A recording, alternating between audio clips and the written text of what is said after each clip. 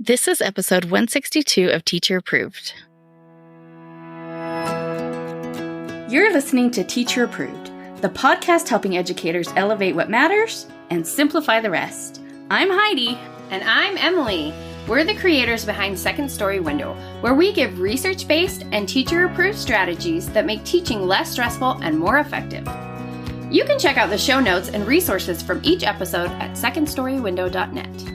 We're so glad you're tuning in today. Let's get to the show. Hey there, thanks for joining us today. In today's episode, we're troubleshooting some common problems that come with parent-teacher conferences and sharing a tip for elevating the whole experience. We start our episodes with a morning message, just like we used to do a morning meeting in our classrooms. This week's morning message is, how do you get parents to attend parent-teacher conferences? We asked our community this question and got some great responses, so we're going to skip talking about their suggestions now and share their tips throughout the episode. One of the things that makes teaching so challenging are all of the extras that teachers are required to do besides teaching. We like to call these barrel tasks. If you remember the original Donkey Kong game, your little Mario is trying to rescue the princess. He has to scale ladders and jump hurdles and collect hammers. But as if that weren't hard enough, Donkey Kong starts throwing barrels at him. So now he's got all these barrels to dodge. These barrels come at you all the time as a teacher. You are just doing your best to make it through another day, and then your principal sends an email reminding everyone to decorate their doors for Spirit Week. Or you've got a mandatory training next Tuesday, and now you have to make sub-plans on top of your regular plans. Things like this get thrown at us all the time as teachers, and it's how we end up falling behind. Today, we're talking about one of our least favorite barrel tasks, parent-teacher conferences. I know some teachers love them, but I felt like they ruined 3 weeks of my life every time they were scheduled because there was the panic of the week before and then the stress of the week of and the recovery of the week after. It took such a toll every time. So we reached out to listeners to ask about their headaches and their successes with parent conferences. It probably won't shock anyone to learn that we heard about way more headaches than successes. So let's see if we can help turn some of those hassles into hoorays. Let's start with preparing ourselves. One listener says, I got verbally attacked during a parent conference my first year of teaching, and I've been scarred ever since. First of all, we really want to validate this concern. You don't know what to expect when a parent walks through your door. And the volatility of parents has skyrocketed in the last decade. So it's only natural to have anxiety about whether or not you are about to be a news headline. One antidote to this type of anxiety is to make sure you've done what you can to be prepared. For that reason, I think the golden rule of parent conferences is no surprises. During a mid-year conference, a parent should not be hearing for the first time that their child is significantly struggling or not turning in any assignments. Address problems as they come up during the year because no one should be blindsided during a parent-teacher conference. Another way to prevent surprises is to send report cards home in advance. I worked with some teachers who waited until the conference to give parents the report cards, and I think that's just asking for trouble. No, I'm shaking my head. Nuh-uh. I don't like that. Yeah, I wanted parents to know beforehand where everything stood so they could just come prepared with their questions and concerns, and the surprise and maybe some of the anger will have dissipated. Sometimes the most comforting form of preparation is having a plan. We have a mini course called Conferences with Confidence. One of the things we discuss in the course is what to do if certain things happen. If parents are blaming you, then do this. If parents want to turn your conference into a therapy session, then do this. Not only do we discuss lots of these situations in the course, but we have a handy page of if-then situations that you can print to keep with you during the conference.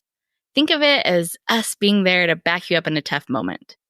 If things are going off the rails, you can just quickly reference the sheet to know what to say and what to do to get everything back on track.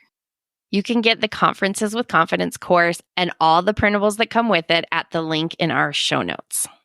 Another way to prepare is to send home a pre-conference form. Ask parents to tell you what they think is going well and any concerns they might have so that you can prepare suggestions in advance. We have a simple pre-conference form in the Conferences with Confidence workbook that you can send home.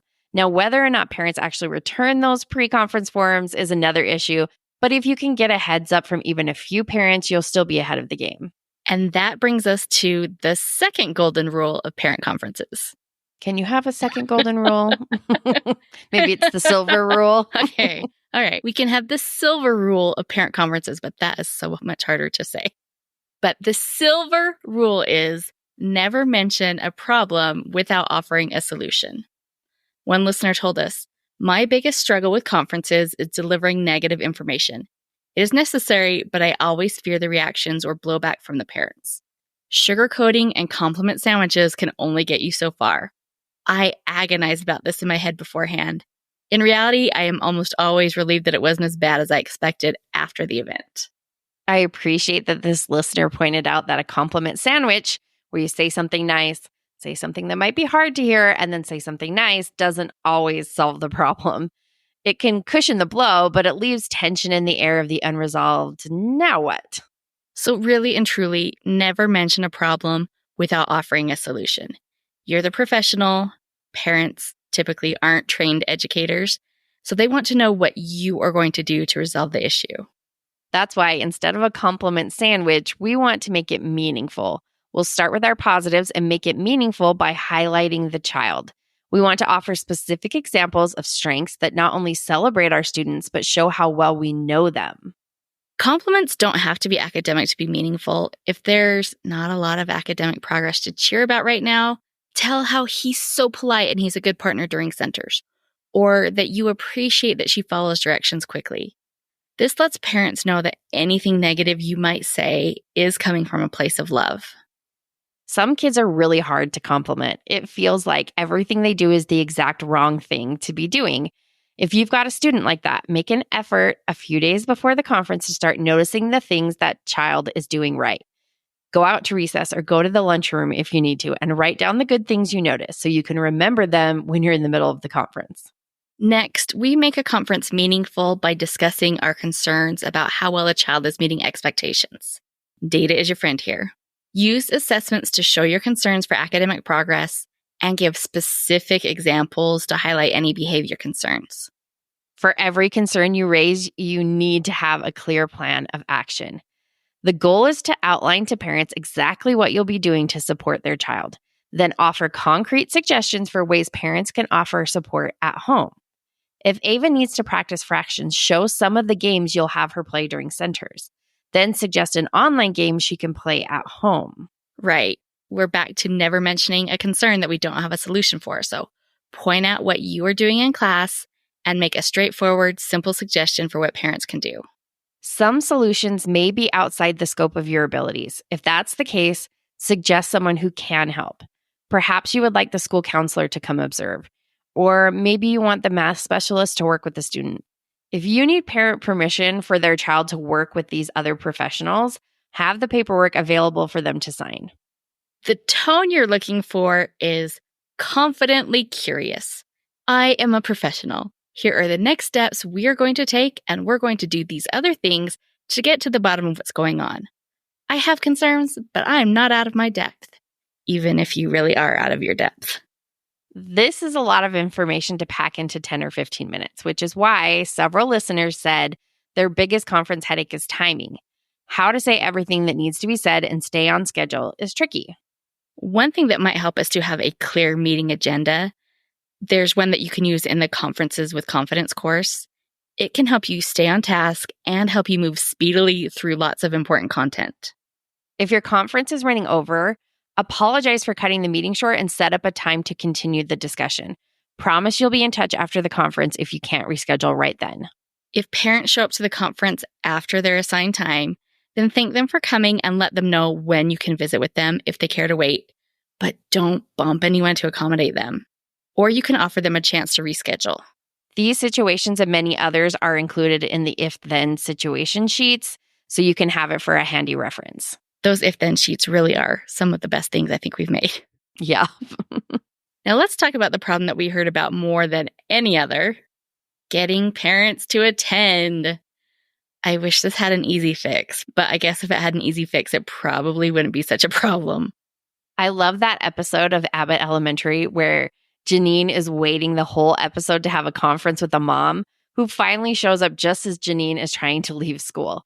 And Janine is upset until she finds out that the mom was late because she got stuck at work in the emergency room. I think that's such a good lesson because it's easy to assume that parents don't come because they don't care.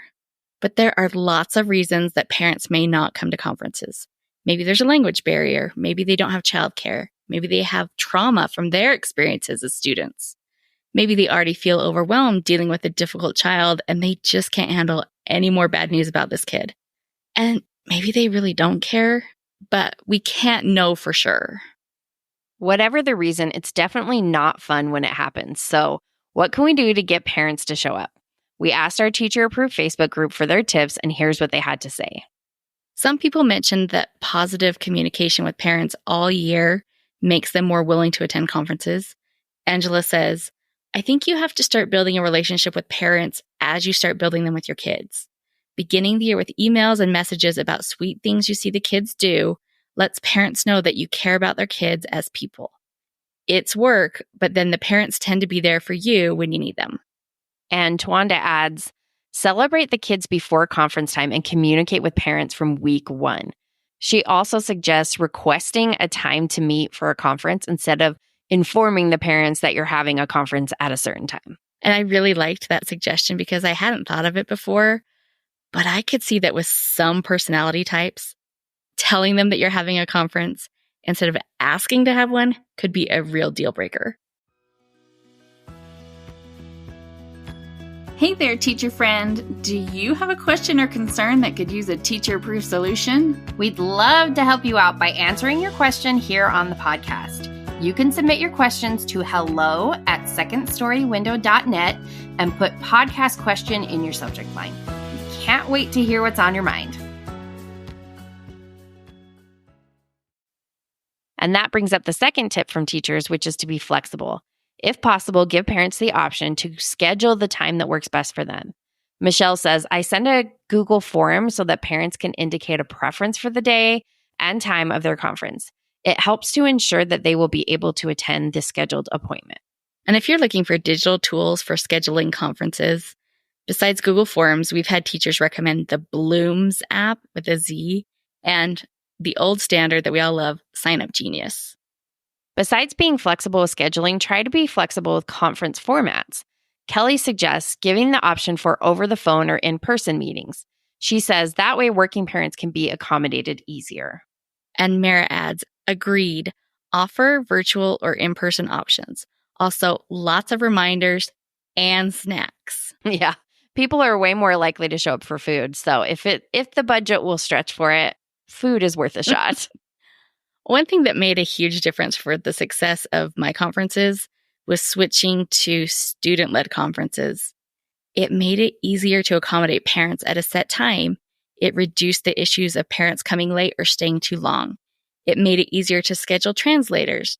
The kids were more excited about it, so they bugged their parents to attend.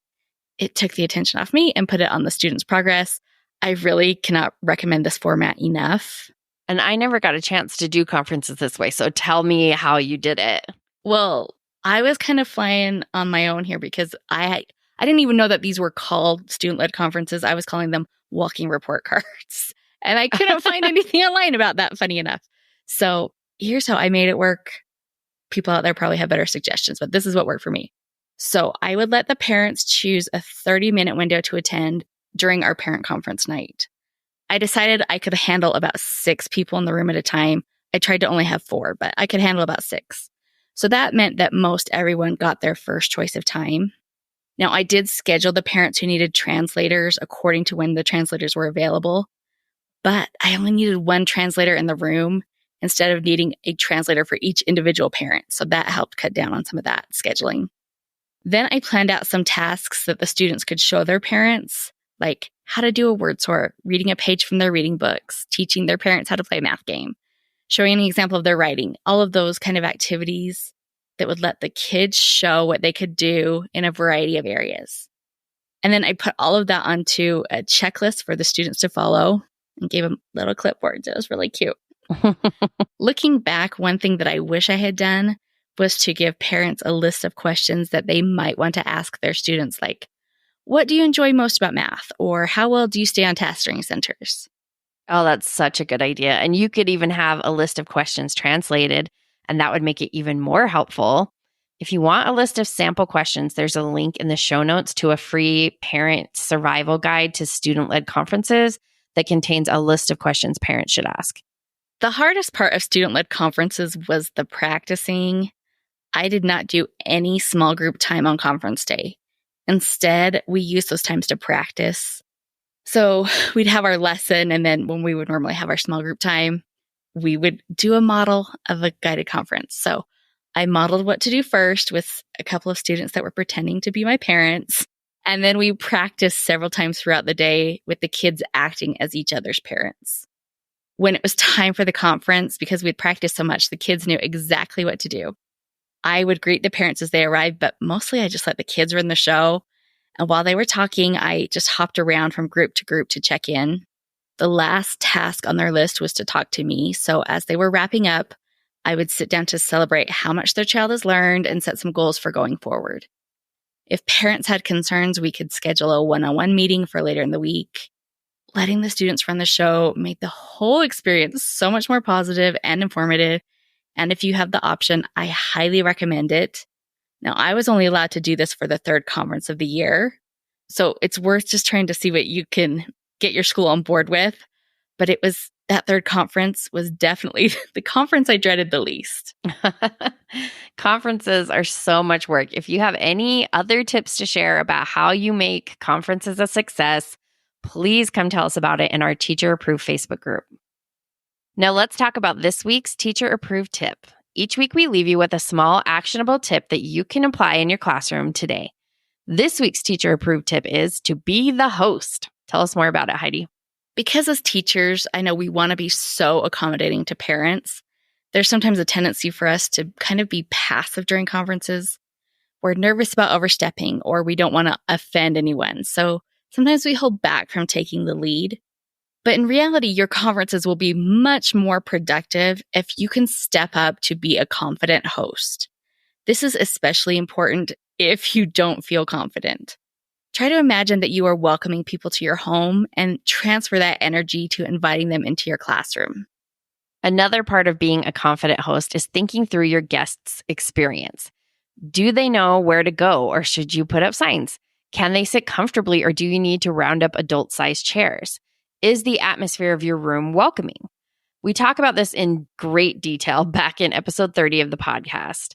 One thing we suggest in that episode is to consider having some very soft music playing in the background. So I do want to put in a little plug for the Teacher Approved Parent Conferences playlist on Spotify that Heidi carefully curated for us. Tell us about it, Heidi. Well, it is over 4 hours of instrumental background music. So obviously you could use this anytime in your classroom where you needed background music, but I specifically chose this for parent conferences using this highly scientific rubric. And that was, can I imagine this song playing while I'm telling parents, your child is a delight to have in class? And also, could this song be playing while I'm telling a parent, your child peed down the slide at recess? I've had both of those conversations. So if the music worked in both scenarios, I knew it was a keeper. So hopefully this playlist is helpful, and hopefully you only have to tell parents one of those things. Hopefully the first one, not the second one. It's on Spotify. There's a link to it in our show notes, or you can look for the Teacher Approved Parent Conference playlist. To wrap up the show, we are sharing what we're giving extra credit to this week. Emily, what gets your extra credit? I'm giving extra credit to the Audible original book, Maybe This Time by Cara Bastone. I don't know if it's Bastone or Bastoni, but I've read several of her Audible originals and her full book that came out earlier this year, and I loved them all. But this one is by far my favorite. I don't want to give too much away, but just a fair warning for Heidi's fears, it does involve accidental time travel. Oh no, I don't know if I can handle it. The tagline is, she's stuck in the future, he's stuck on her. Oh, cute. It's narrated by a full cast, including Noah Reed, who Heidi and I know from Patrick on Schitt's Creek. Oh, I love him. It was a total delight. And since it's an Audible original, you can listen for free if you have an Audible membership. So I will link to that in the show notes. Might have to renew my Audible membership. I think I got rid of that. Yeah, it's a fun read. What's your extra credit, Heidi?